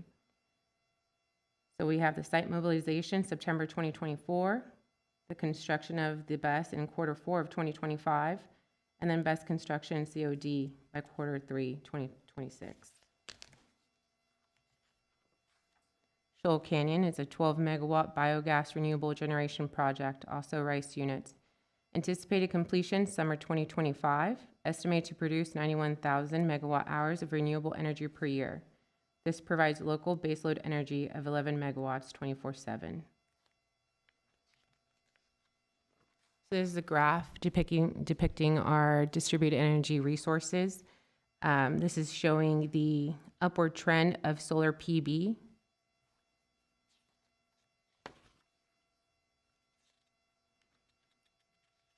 And then we have our solar on city-owned sites. So we have 6 projects, all totaling 4.835 megawatts. City Council approved award of 2 contracts to engineer, procure, and construct solar on 6 city sites, November 14th, 2023. Brand Landfill is currently under design, and environmental review will be proceeding with, and we'll be doing construction soon. Our Peak Savings Demand Response Program. This DR program is selected to lower the capacity of the original Grayson repowering project. Despite GWP and Franklin's efforts, the DR program has unfortunately struggled to meet its annual goals over the last 3 years. As we enter the final year of the contract with Franklin, the target of achieving the 10 megawatts by the end of '24 appears increasingly unrealistic, especially with the current capacity standing at only 2.6 megawatts. Can I ask a question about that one? What will the process be for whatever the successor or continuation of that program if we decide to continue with something similar? How do we make changes or evaluate? And clearly it's not working. We need to do something different or not at all. What will the opportunity be for this commission to opine or consult on that? Or maybe you guys are already working on something. Thank you for the question, President Fay. What we're seeing, and I've had a conversation with the commission in the past, and I've actually talked to council about this also, is there doesn't seem to be a level of incentive that will make sure that when people join this program that they respond, because there's an opt-out. As long as it remains voluntary, people will choose comfort over that incentive, depending on how many days it's been that they've had to respond. So at some point, we'll probably have to have a conversation about whether or not we need to move to non-voluntary conditions, or if we may need to make it, instead of an incentive, make it a requirement. There's many steps that I'm foreseeing that we need to go to before we go draconian entirely. Something along the lines of implementing some efficiency baselines, like ensuring that households have the right windows, have the right insulation, have the right seals around the doors and the windows. And then, next step, batteries, solar, and then, the right HVAC, that kind of stuff. But also as part of being incentivized to do that type of stuff, maybe you have a requirement to put a controllable thermostat that we would manage in there. So the future, if demand response is going to work, does seem to be pointing towards something much more aggressive. So I think we're going to have that conversation probably very soon. We look forward to it.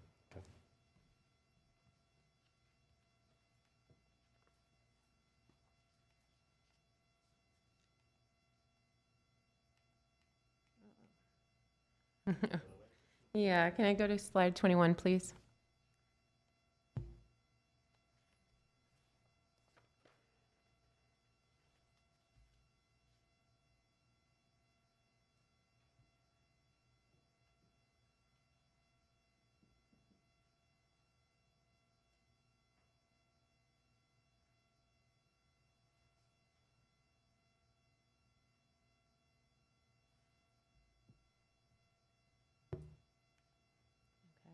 So we have our business energy upgrade program, 17.9 million in an energy efficiency program targeting all business customers. Energy savings would ramp up to 36,500 megawatt hours per year by year 7. Measures primarily include lighting, HVAC measures, refrigeration, heat pump, and water heaters. Savings are projected to last 12.5 years. I'd like to note that this project is ahead of schedule. Transportation and electrification. So Glendale's ZIV adoption rate has been commendable, consistently surpassing California's overall adoption rate. According to the data sourced from the California Energy Commission via DM registrations by zip code, our city has demonstrated commitment to transitioning towards a cleaner transportation option.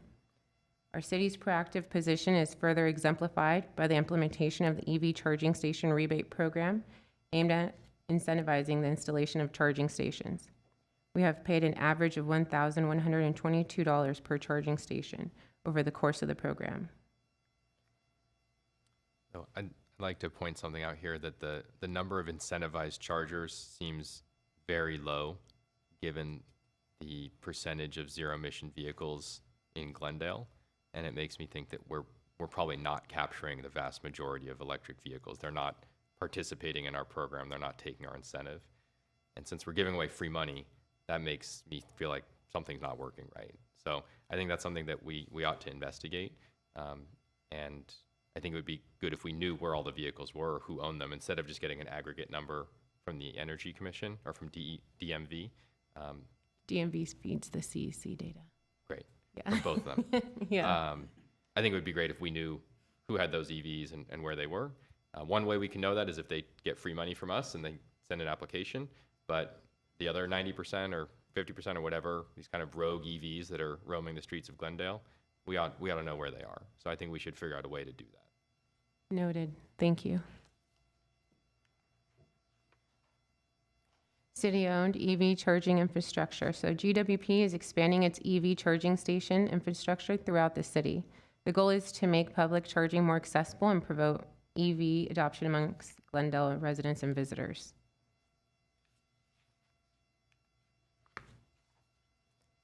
Integrated Resource Plan. It was adopted by the Council on December 2023 with instructions to revise proposed portfolio to Scenario 4 carbon-free by 2025.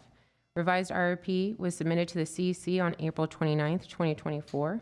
The risks and challenges include hydrogen availability in our basin or urban setting, maturity of long-duration energy storage technology, adoption rate of rooftop solar PV in Glendale, rate impact to customers, potential reduction in carbon allowance allocations post-2030. Any questions? Commissioners, any questions? I just have a couple just centered around trying to make sure I have a good understanding. Just looking at, I think this is slide 5, kind of pie chart of the resource mix, and just using that as a quick proxy to see how much of our energy we're having to transport in. And I'm getting a minimum of 67%. I'm thinking that some of the natural gas that's not 100% here. We're also having natural gas generated remotely, and then we're transporting in.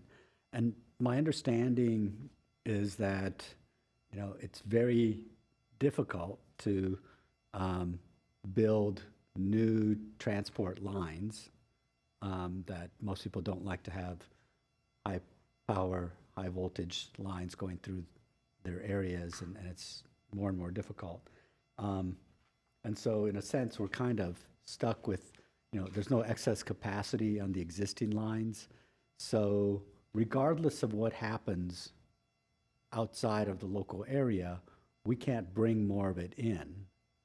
And so we have to do local generation is the only alternative to increase supply, because we can't really increase demand. However, I did want to try to understand that there is some way, and I may be confusing this, Dan, because you're the expert and electrical engineer on this as well as you are. But I don't think the right term is probably not transposition, because transposition is just shifting the three-phase wire some to kind of get even wear or whatever it might be, but I don't think that adds capacity. But is it something like retransportation or something where you're replacing, you can't put more weight on the tower, so you're replacing the current cables with aluminum or something like that, so that you get you can increase the capacity of conductance? But I mean, is that something that is in the works, or is that even a Am I reading too much science fiction? Yeah, Commissioner Peterson, commission members.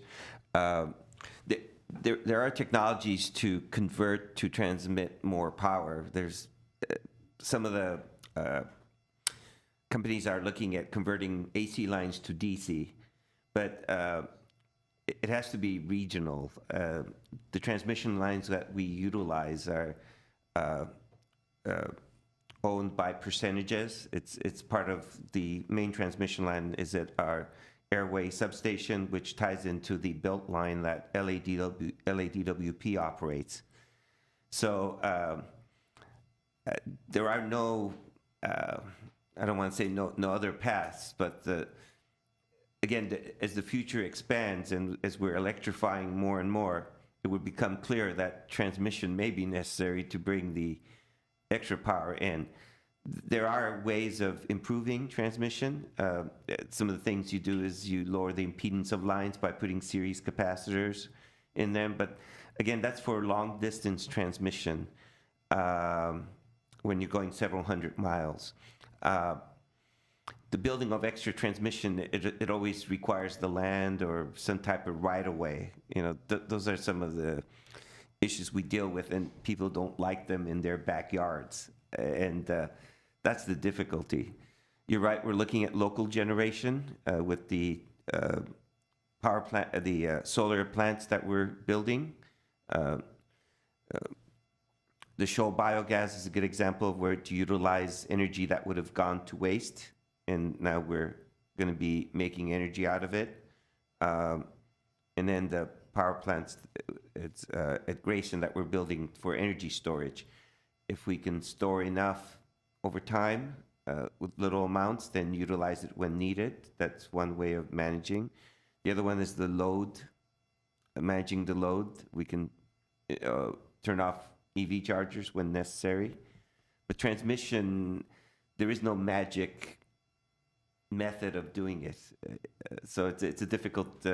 So I guess that was, it feels like, at least in terms of educating the public and stakeholder groups and frankly, policy decision makers, you hear a lot of in the press about, new sources coming online, new kinds of things, and they're all in Arizona, Nevada, Utah, little used lands where the sun shines all the time kind of thing, or that people don't mind having a nuclear plant built or something. Problem is, no matter how much that's built there, we can't get it here. Yep.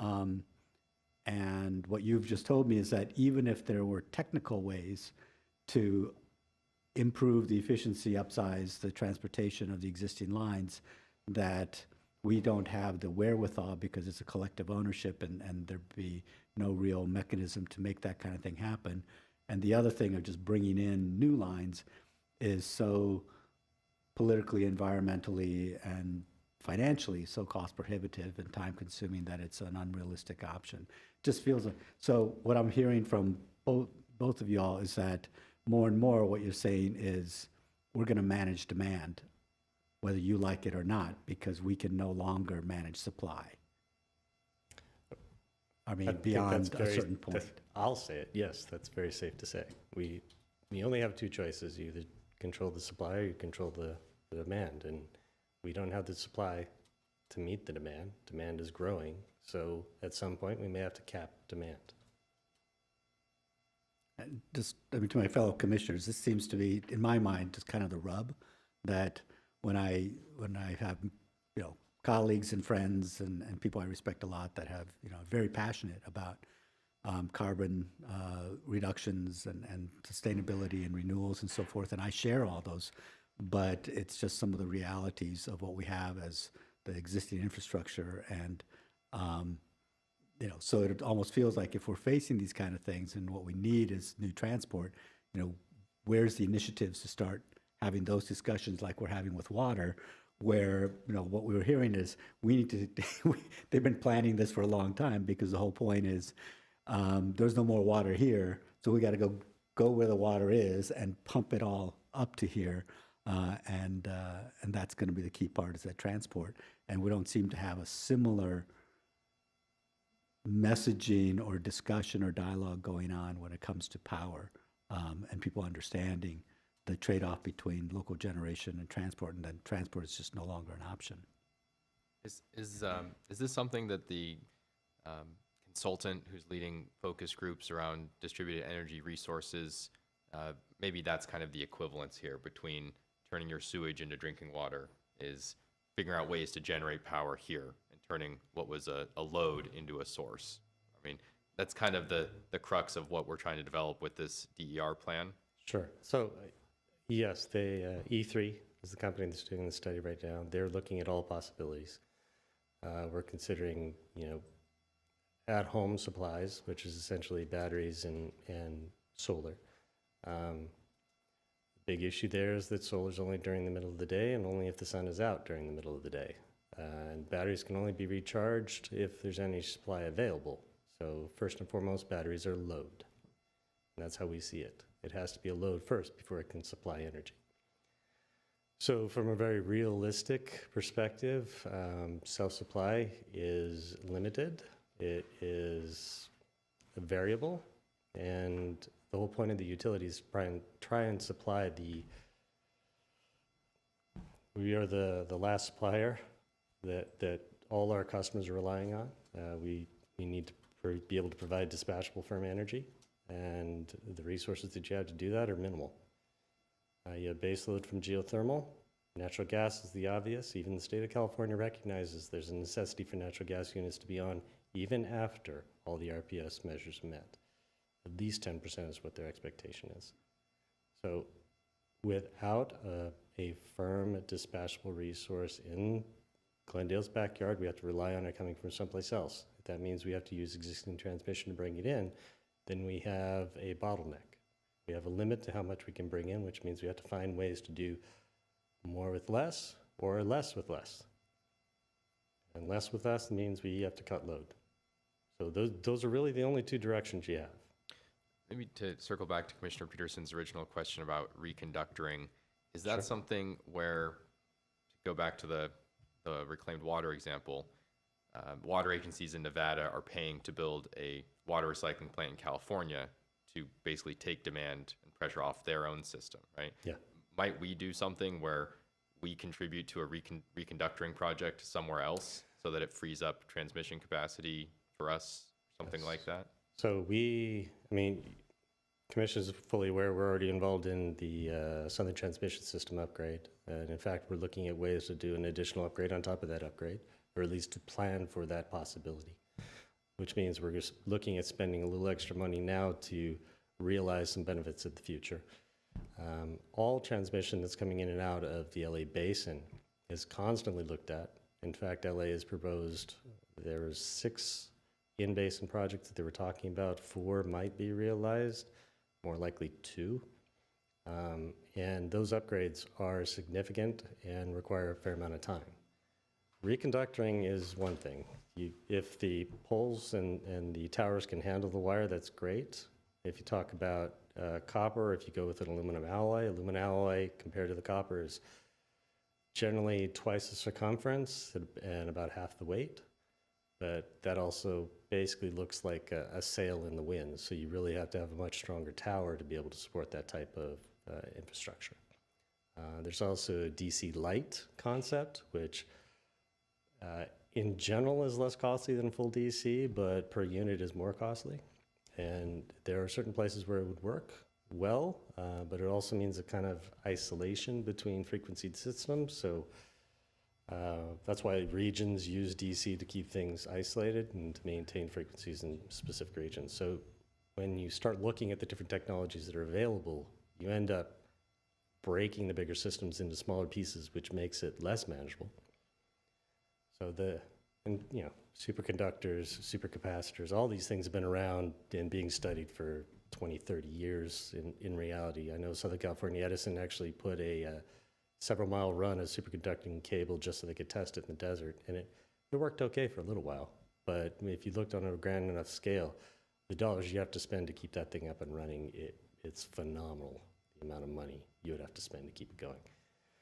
So we have some very real hurdles that we have to address. We have very little time to do it. But if we're moving towards in the direction that we currently are moving in at Glendale, where we are restricting the type of resources we can put in our system, it will ultimately mean that we have to reduce the amount of load, even though we're trying to push in the direction of increasing our load through electrification for buildings and or for cars.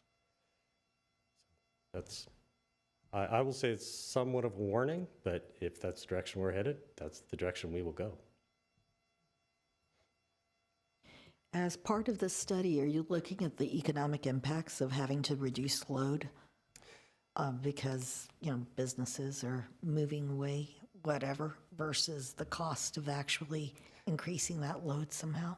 Yeah, I don't think we're going to try and attack the economic impact from the business growth or impact to businesses. That's a much bigger picture and a lot more prediction provided. Right? I don't think we could hold to it. I know that from the engineering standpoint, from the technical aspects, we're trying to focus in on the technologies that are available in real time, whether or not we can meet that goal of 10% customer penetration by 2027 and 100 megawatt peak load shaving by the same 2027 deadline.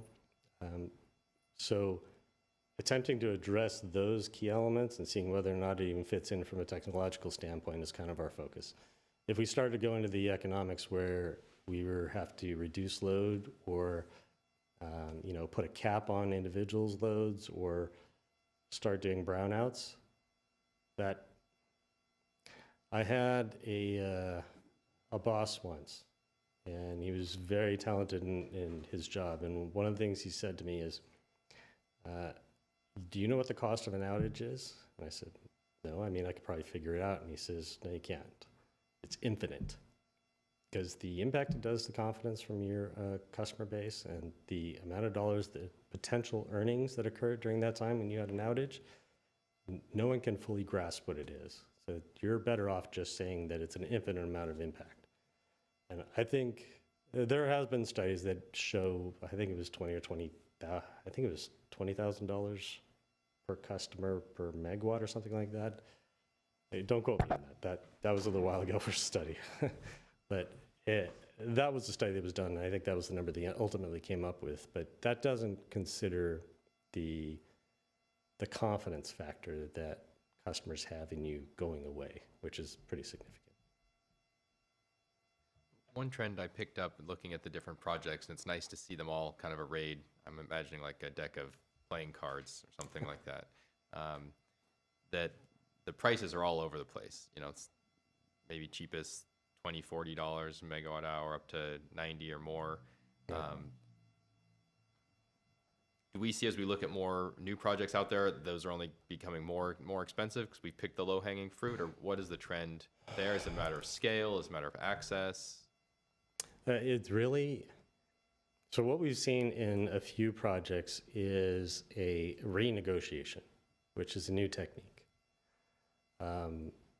There are some real issues with supply chain. There's real issues with labor. There's real issues with material. That's going to be an ongoing theme probably for the next 10 years. The impact that COVID had on our industry is significant. Kind of alluded to it in the compliance period 4, where things staled. Everything got stalled out and had to be picked up again. So when we start looking at cost for things, there were vendors that we were negotiating with through Southern California Public Power Authority. We tackle these things in a jointly owned process because that's the best way to reduce the cost. We go through a term sheet process, then negotiation, and then you finalize agreement. Well, we do the RFP, they give us a number, we'd all agree on that's a number that's great, let's start our term sheets, get through towards the end of the term sheet development, and then they say, you know what, costs have gone up, we want to double it. Well, there's 2 ways we can respond to that. One is the right way. We have to respond with it. You said this at the beginning of the RFP process, that's why you were selected. And we didn't select others because of that. So if you're going to double the cost, we have to say, thank you, but no thank you. You can resubscribe in a year when we go through this RFP process again. Now we have to go to the next person in line. Sometimes there's room for negotiation, maybe a little bullying. We try and find that happy medium. especially considering LADWP is usually teamed with us, and they're really wanting to get these projects off the ground. But it's the Wild West out there when it comes to negotiating contracts. The same rules don't apply anymore. So when you look at those prices up there, we were lucky enough to lock it down, but a really good example is White Peak and the two geothermals projects, Whitegrass and yeah. So those we had originally negotiated much higher levels, and when they started running, we're underproducing, and we're in real dire need of that resource. It's perfect, it's a base load, and we need the renewables. So we actually negotiated with them down to make sure that they could still stay afloat and we could still work with them. Now, don't know if that's a viable option going forward. We know we're taking this extreme step to try and stay connected with this group and get the energy from them. Hopefully they can find a way out of the problems that they're in and, maybe meet the expectations that we originally wanted to. But don't know that. And we're going to keep doing what we can to get the renewable resources that we can. I get just following up on President Fay's one comment about the consultant that we have. I guess one theoretical limit we can start with is, have they done the calculation where you assume 100%, every single roof in Glendale can get solar on it. Right. And start with that as there's a theoretical maximum. And what would that mean? Would that meet our supply need? Would that allow us to meet 100% of our demand? Could we be at N plus plus, N plus one plus one? Or if we go to even that theoretical limit, we say, nope, that only gives us 5% more. Yeah. Or whatever, whatever the number might be. Have we done that exercise? Everyone likes to quote the Google map. I can just do Google and I'll take a look at all the roofs and then I can predict, well, it doesn't do a good job of roof orientation, doesn't do a good job of shade. But if you did a theoretical that just said, assume that 100% of them are exactly at the optimum 34-degree angle and that we're going to assume 300 days of sun, so there's and even at that, if that gave us 300% of what we need, then we say, you know what, we need to push hard and do the best we can to get the max we can. But if we get that theoretical max and we say that still leaves us 40% short, right, then we know that that's a hopeless cause. And we should somehow be communicating that, yes, we need to do these efforts, and yes, we need to do that. And incremental and marginal progress is still progress. Right. But it feels like we can go through a relatively simple exercise to at least see, is this a quixotic goal or is this a realistic one? Kind of point number one or topic number one. The second one is we had originally, this commission had come out and made a strong recommendation with a letter of our concern that we needed to do the full 7 generation units at Grayson for repowering, and without that we were going to be in severe jeopardy of our N plus one plus one. At a bare minimum, we said if we just go with 5, we can kind of maintain, assuming no growth of demand, et cetera, that we might stay at kind of an N plus 1. And the city council has done 3. Have we kept, or you as the management team, kept the 7 generation plan dusted off and updated so that if a future council goes and says, wow, we've looked at all this stuff, we understand, it doesn't matter how much generation capacity is happening outside of our area, we can't bring it in. We're stuck. We got one boat going back and forth and it's packed every day, and we can't get more ferries going. So we have to do something here, and if ultimately it said, what would be a shame is if somehow we let all the planning work go by the wayside, so now if we had to move quickly, we couldn't.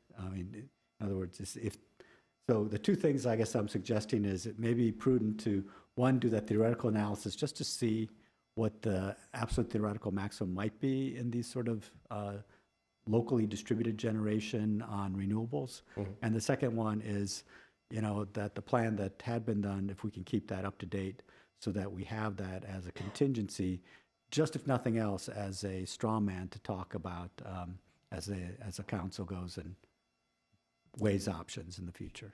So let me address the first point. So the first point is E3 is looking at a lot of different views on it. I couldn't tell you right off the top of my head if we're looking at that most extreme, like if all rooftop covered, because we have some very real plausible issues with non-single family locations, right?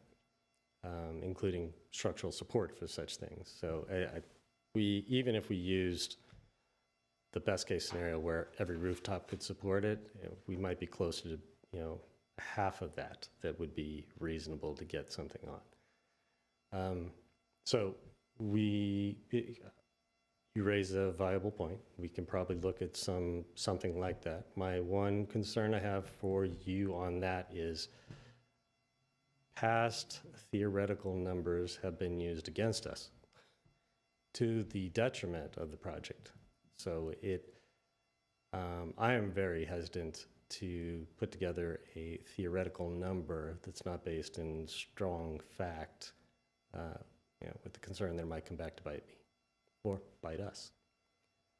The second thing is, so can we dust off the 7-unit design? No. That's not plausible. We don't have the land anymore. Can we dust off the 5?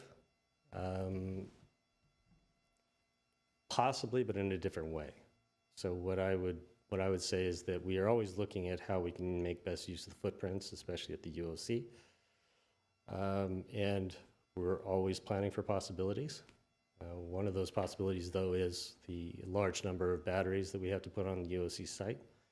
75 megawatts, 300 megawatt hours covers quite a bit of land.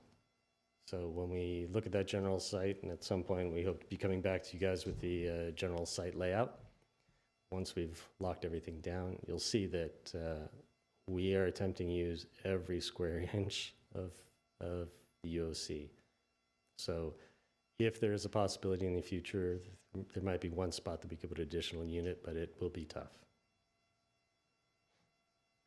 Thank you. No problem. How are we doing on the city-owned sites for solar? So we actually have made a fair amount of progress. Mr. Salazar back there has been doing great work on that. We're moving forward on the Brand landfill site. So that one's actually going to take the longest because we have to do possibly an EIR, correct? Yeah. So if we move forward on that one, that I think gives us the most solar. The other sites we're working in tandem with the company. I'm trying to remember the name of the company off the top of my head. But we're moving forward with them from a construction phase. We're also coordinating with Public Works and the other departments to see how quickly we can move forward with them. So we're making steady progress, I guess is the best way to say that. I know that we've talked about, the landfill at Shoal as being a prospective solar site in the future. How long did we have to wait on Brand for things to settle there before it was a viable construction site? Well, it's been settled in for very long and it's flat. So that saves a lot of problems. Shoal, not flat, kind of graded, and the recommendations we've been hearing is 10 years on that site before we put something in there structurally. We are, of course, always looking at different technologies that might allow us to use that land sooner, but the big issue is stability for the site. If it's going to settle, then we don't want it settling and have solar not be useful, right? So then we have to come up and make changes. So we got to look at how the site's settling overall. When are we going to have any projects completed? It's a good question. By the end of this year, for the 5, right? Yeah, so the 5 out of the 6, we're looking at having those 5 solar sites done by the end of this year. Excellent, excellent. Any other questions from the commission? I had a question on the town site solar slide. Can you talk about, it lists at least 55% renewable, at least 20% zero carbon, no more than 25% brown energy, and then it talks about the delivered during peak load from 7 in the morning till 10 at night, and the picture of a solar field, and just, I'm thinking that that solar field is, how does that relate to brown energy and renewable and zero carbon? Mostly comes down to contractual obligation. So there's a certain amount of energy we're expecting to get from the site. When it's available, it's supplied. When it's not available and they have an obligation to provide, they need to bring it. Do you have some more detail? I just wanted to clarify that brown energy does not necessarily mean coal or any non-renewable source. It's just a source that's not specified. Okay. The term non-specified, usually they'll use brown energy to refer to it rather than black energy or dirty energy, whatever term you want to use today. So at the townside solar, it says 232 megawatts solar project located in Vegas. What part of that is not green energy? Well, without having the contract right in front of my face, what I recall from the contract is they have an obligation to provide a certain amount, and there's an expectation it's a capacity-based unit, they're going to supply it to us. And when they can't supply, if something goes on, say they have outages, or if they have issues with solars or with inverters, they have to resupply energy to us some way because they have an obligation to provide. Okay, all right. Thank you. No problem. All right, I think that concludes our discussion of this item. Thank you so much for the presentation. Thank you. Thank you. President Fay, we do have a speaker. Right, so now we'll move to Mr. Walworth.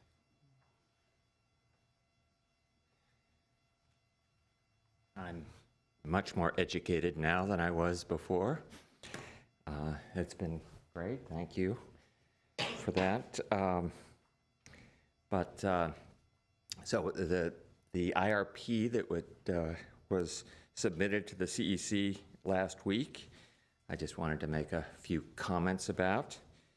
I haven't read the full 375 pages yet, so I just have a few points that were obvious to me. I was on the stakeholders group, so I was part of the process that came up with the scenario 4 that was directed by City Council for GWP to rewrite the IRP that was initially submitted in December, to focus on that. And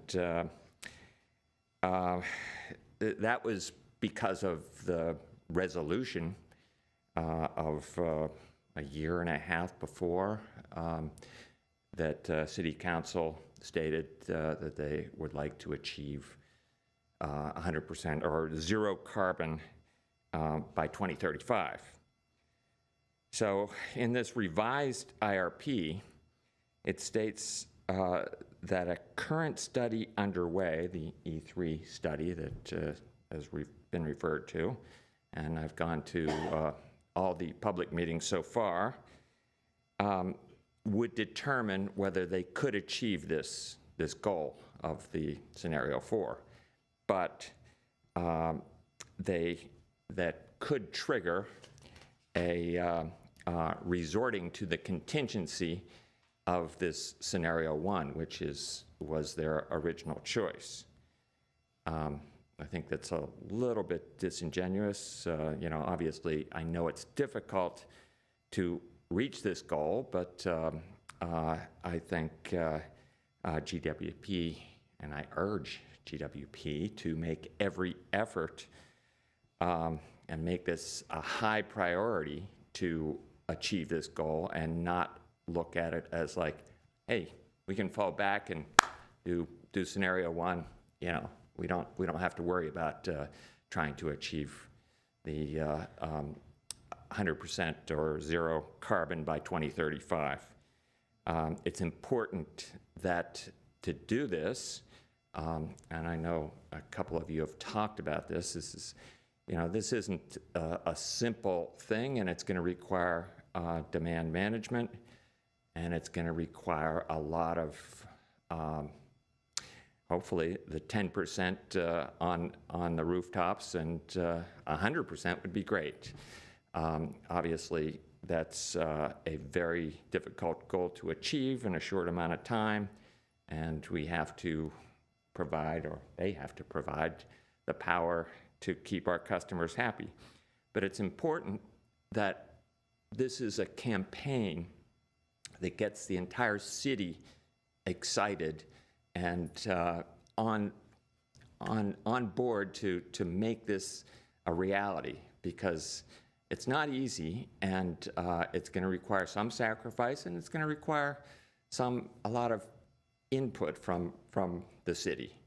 So I come back to this E3 process that's going on now, and this is just a start. I mean, we have 5 years before the next IRP. Let's not back out and say, hey, we're going to go to scenario 1. Let's exhaust every possible way to achieve our goal in the next 5 years, and then adjust it from there. Thank you. Thank you for your comments and for participating in the stakeholder group and for diligently reading the IRP. I'm working on it. With that, I think we'll move to the next item. Item 6, agenda forecast. So, colleagues, if you look at the agenda forecast, our next meeting on June 3rd, we're covering the budget presentation, summer readiness, and capital programs. And I think those are probably at least 2 out of the 3 kind of critical timing related, that those need to happen a certain time of the year. We are aware we may have a scheduling challenge with the commissioners. I'm not going to be available that day. I had some travel planned in advance. My fellow commissioner, Nina Jasmine here, is maybe has a conflict and won't be able to arrive on time. So we just wanted to mention to the staff, we might need to cancel that meeting and maybe set a special meeting at a different date, or we may not be able to have a quorum because we don't know what Commissioner Kadikian's availability is. I think you both are okay with that date as it stands? Okay. So could we request maybe some coordination with a doodle poll or something to look at alternate dates, and if there's a time that works for enough commissioners and for the staff, that we might find an alternate time for that meeting. Okay. Are there any other comments or questions around the forecast? Okay, great. Then I think we can move on with that one. The last item on our agenda is an adjournment. So call for a motion to adjourn the meeting. Motion to adjourn? I'll second. Okay. Any opposition? With that, the meeting is adjourned.